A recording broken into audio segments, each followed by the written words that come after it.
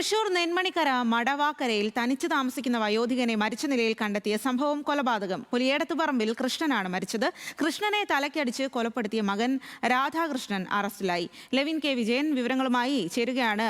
Levin, എന്താണ് ഇതിൽ police അടക്കം പറയുന്നത്?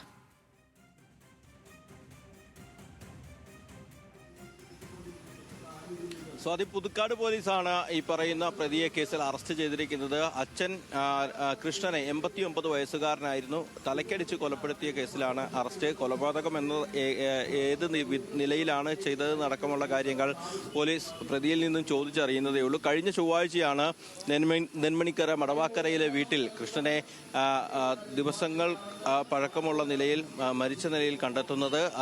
കട്ടിലിൽ ചാരി ഭിത്തിയിലേക്ക് ചാരിയിരിക്കുന്ന നിലയിലായിരുന്നു മൃതദേഹം കണ്ടെത്തിയത്. ഇടത് ചെവിയുടെ ഭാഗത്ത് നിന്ന് ആഴത്തിലുള്ള ഒരു മുറിവും കണ്ടെത്തി. സംഭവം അന്ന് തന്നെ കൊലപാതകമാണെന്നുള്ള സൂചനകൾ ലഭിച്ചു. പോസ്റ്റ്മോർട്ടം നടത്തിയപ്പോൾ ആഴത്തിൽ തലയ്ക്ക് മർദ്ദനമേറ്റതാണ് മരണകാരണമെന്നുള്ള സൂചനകളും അന്വേഷണ സംഘത്തിന് ലഭിച്ചിരുന്നു. പിന്നീട് സംസ്കാര ചടങ്ങുകൾ അടക്കം നടക്കുമ്പോൾ ഈ കൃഷ്ണന്റെ മകൻ രാധാകൃഷ്ണൻ ആ ചടങ്ങിൽ പങ്കെടുത്തിരുന്നില്ല. ഇത് പോലീസിന് സംശയങ്ങൾക്കിടയാക്കി. സംസ്കാര ചടങ്ങുകൾ കഴിഞ്ഞതിന് പിന്നാലെ തന്നെ ബന്ധുക്കളെ പോലീസ് വിളിച്ചു വരുത്തുകയും മൊഴിയെടുക്കുകയും ചെയ്തു. ചില അസ്വാഭാവികതകൾ തോന്നിയതോടുകൂടിയാണ് രാധാകൃഷ്ണനിലേക്ക് അന്വേഷണം എത്തുന്നത്.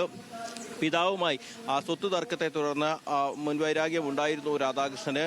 കോടതിയിൽ നിലനിന്ന കേസിൽ പ്രകാരം രാധാകൃഷ്ണൻ അച്ഛൻ കൃഷ്ണന് ജീവനാംശം നൽകണമെന്നുള്ളൊരു വിധിയുണ്ടായി. ഇതേ തുടർന്ന് വൈരാഗ്യം പിന്നീട് തർക്കത്തിലേക്കും അത് കൊലപാതകത്തിലേക്കും നയിക്കുകയാണ് എന്നുള്ളതാണ് പോലീസ് പറയുന്നത്. ചൊവ്വാഴ്ച മരിച്ച നിലയിൽ കണ്ടെത്തിയ കൃഷ്ണന്റെ മൃതദേഹം സംസ്കരിച്ചതിന് ശേഷം ഇന്നലെ ആണ് പ്രതിയുടെ അറസ്റ്റ് പോലീസ് രേഖപ്പെടുത്തിയത്. കസ്റ്റഡിയിലെടുത്ത് അറസ്റ്റ് രേഖപ്പെടുത്തിയ പ്രതിയെ പോലീസ് വിശദമായി ചോദ്യം ചെയ്തു വരികയാണ്. എങ്ങനെയാണ് കൊലപ്പെടുത്തിയെന്ന് അടക്കമുള്ള കാര്യങ്ങൾ പ്രതിയിൽ നിന്ന് ചോദിച്ചറിഞ്ഞതിന് ശേഷം തുടർ നടപടികളുമായി മുന്നോട്ട് പോകാനാണ് പുതുക്കാട് പോലീസ് തീരുമാനിച്ചിരിക്കുന്നത്. സ്വാതി. ശരി, ലെവിൻ.